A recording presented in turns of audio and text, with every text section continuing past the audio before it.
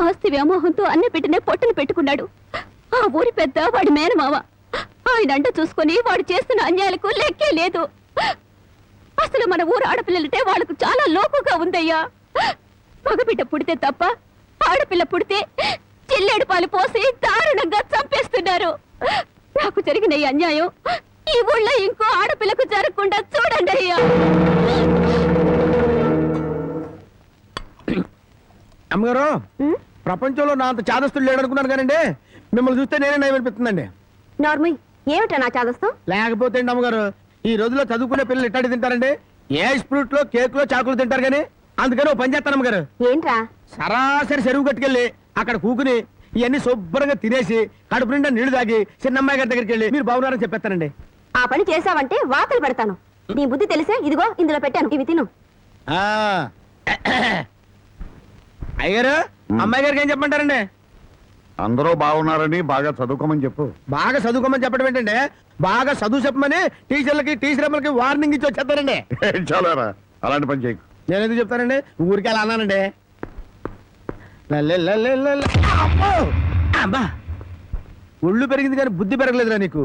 పర్వతం గుద్దినట్టు గుద్దావు. అమ్మా మావయ్య, ఏమిటా హడావుడి? మీ పెద్దమ్మాయి నాకు ఇచ్చి పెళ్లి చేస్తావా లేదా? దానికి ఇంకా 20 ఏళ్ళైనా నిండా అప్పుడే పెళ్ళి ఏమిట్రా? ఇంకా 2 ఏళ్ళకు చేసుకుంది కానీ. ఇంకో 2 ఏళ్ల? నీకు 35 దాడుతున్నాయి. మీ మామగారు నీకు పిల్లనిచ్చేదెప్పుడు, పెళ్ళయ్యేదెప్పుడు అని ఊళ్ళందరూ వెటకరం చేస్తున్నారు. ఏడిశారు. ఎవరో ఏదో అనుకుంటే మనకేమిట్రా? సొంత మేనలుడివి నీకు అన్యాయం చేస్తానా? మరి జారుగుతో కూడా ఒక ముక్క చెప్పాలిగా. అయ్యగారు ఏమిట్రా? పసిపెట్టిన చంపారని ఇది పోలీసులకు పట్టియాలని పక్కూరు రాంబాబు వస్తున్నాడటయ్య. పక్కూరు మనూరు వచ్చి నన్ను పోలీసులకు పట్టివ్వడమా? ఎంత ధైర్యం! వాడిని నడి రోడ్లో నిలబెట్టి 4 ముక్కలకి నన్ను నరికేస్తా. అనండ్రా. మక్కలెరగ దద్దే పోయేదానికి మట్టలు తాకేద్దురా. రై, నువ్వు ఇంటికి వెళ్ళు. రై అయ్యా, మన మనుషులను తీసుకెళ్ళి వాడి సంగతి తెలిసేయండి.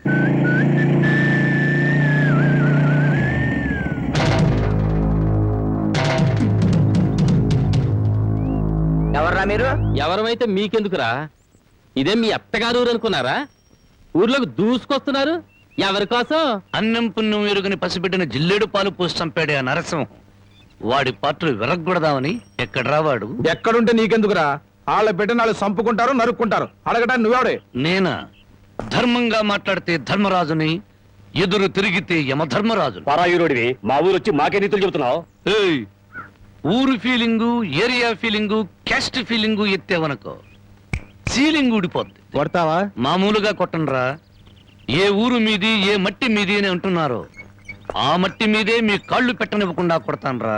ఏంటి, మా మట్టి మీదే మా కాళ్ళు పెట్టనివ్వకుండా కొడతావా? ఇప్పుడు నిలబడే ఉన్నాగా, ఇకపై నిలబడరు.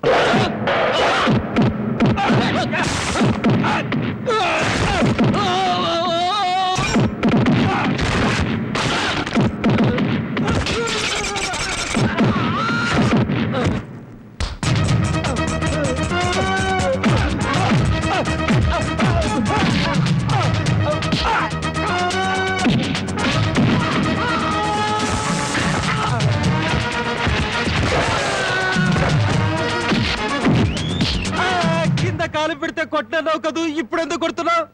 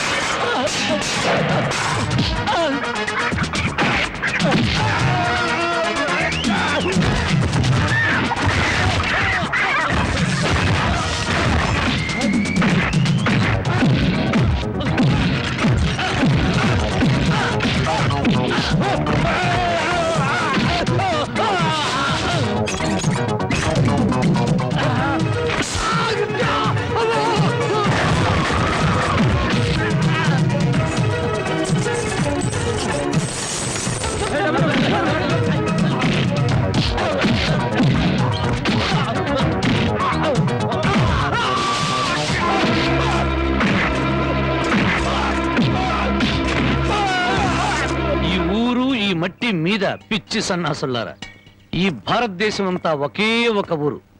ఇప్పుడు చెప్పండి రా మీరందరూ.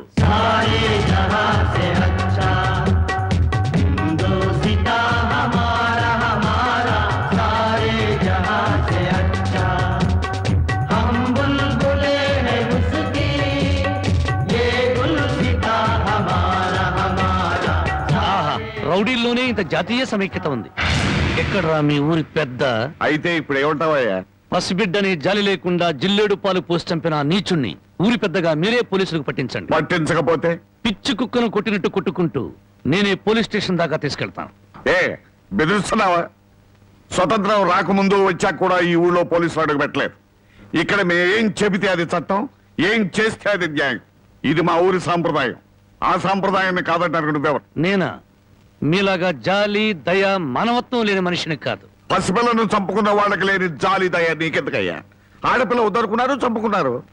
ఆ బిడ్డను 18 ఏళ్లు పెంచి పెద్ద చేసి కట్న కానుకలు ఇచ్చి ఎవరి చేతిలోనో పెడితే సుఖపడుతుందనే గ్యారంటీ ఏమైనా ఉందా? ఆహా, ఆడపిల్ల బతుకుని గురించి అరగంటలో ఎంత వేదాంతం చెప్పారండి.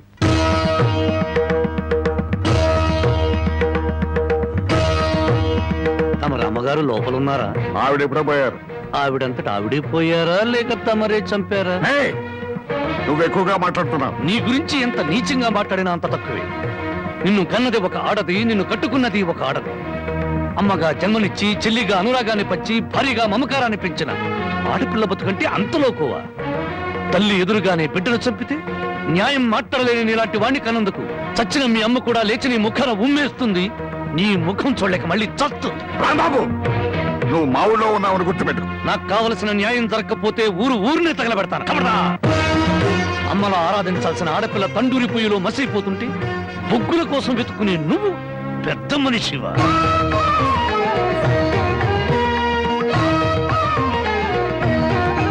నువ్వు లోపలికి వెళ్ళామా? ఏమండి, ఒక్కసారి ఇలా వస్తారా? న్యాయం కోసం వచ్చిన నాకు హారతి పళ్ళంతో కనిపించారు.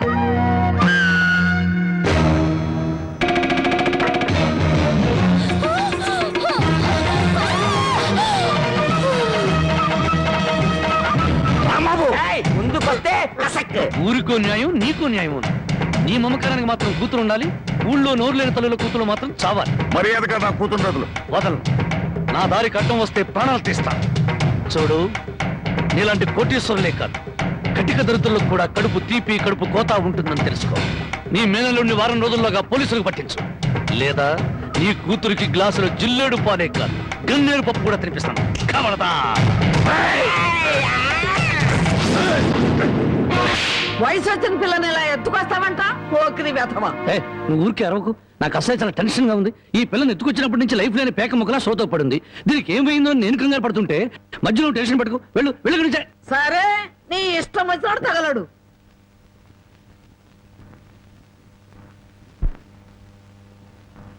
ఆహా, పాల సముద్రంలో విష్ణుమూర్తిలా ఎలా పడుకుందో చూడు ఆటిన్ రాణి.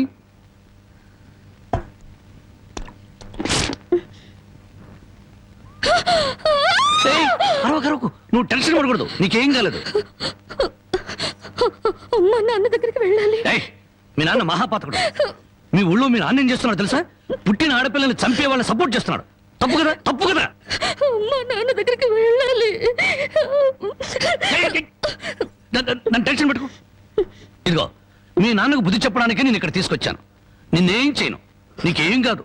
నీకేమన్నా కావాలంటే బామ్మని అడిగి బాగా వండించుకుని తిను. అంతేగాని అరిచావుంటే మాత్రం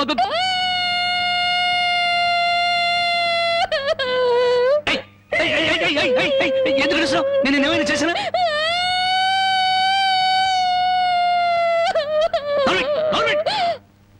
మళ్ళీ గొంతెత్తే గొంతు కొరికేస్తాను. నా కోపం వచ్చిందనుకో ఏం చేస్తానో తెలీదు. టెన్షన్ వచ్చేస్తాను.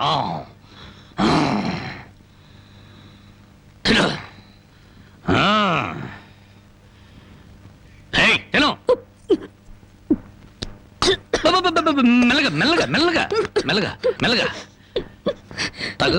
నెమ్మది. చూడు, నీకు ఇంకేదైనా కావాలంటే అడుగు తెచ్చి పెడతాను. అంతేగాని తప్పించుకోవాలో చూసావా చంపేస్తాను.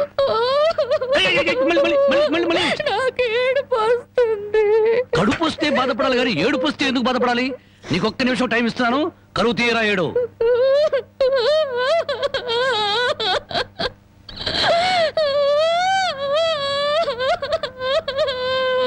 ఆహా, ఇంత చక్కటి ఏడుపు నేను ఎప్పుడూ చూడలేదు.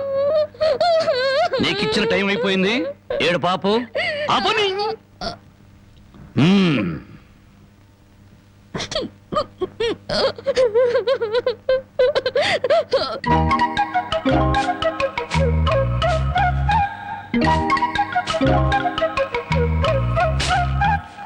బామ్మా బామ్మా, ఇక్కడే తగలడ్డానే, సూపులొక చోట పెళ్ళిపోక చోట. ఏం కూర చేసావు? అవును, ఏంటి లోపలికి తొంగి తొంగి చూస్తున్నావు? అబ్బే, బావ ఎక్కడున్నాడా అని. బావ ఇంతసేపు ఇంట్లో ఉంటాడా? ఎప్పుడో వెళ్ళిపోయాడు. ఇదిగో చూడు, అసలు నీకెవరు కావాలో సూటిగా అడగరాదు. అది కాదే బామ్మ, బావెవరో అమ్మాయిని ఎత్తుకొచ్చాడటగా. అవును, వాళ్ళ నాన్నకు బుద్ధి చెప్పడం కోసం ఆ అమ్మాయిని తీసుకొచ్చాడు. నీకింత వయసు వచ్చింది, పరాయి ఆడపిల్లని ఇంట్లోకి తీసుకొస్తే నువ్వెట్లా ఒప్పుకుంటావు? ఒక వారం రోజులు ఇంట్లో ఉంటే ఏం పోయిందంట? వాంతులు కావడానికి వారం రోజులు చాలు అంట. అందులోనూ నీ మనవడు చెయ్యేస్తే కరెంటు స్తంభానికి కూడా కడుపు అవుతుంది. ఇంతకీ ఆ అమ్మాయి ఎక్కడుంది? లోపల గదిలో ఉంది. అది కాదు బామ్మ, ఆ అమ్మాయి నాకంటే బాగుంటుందా? లోపలికి వెళ్ళి చూడవే.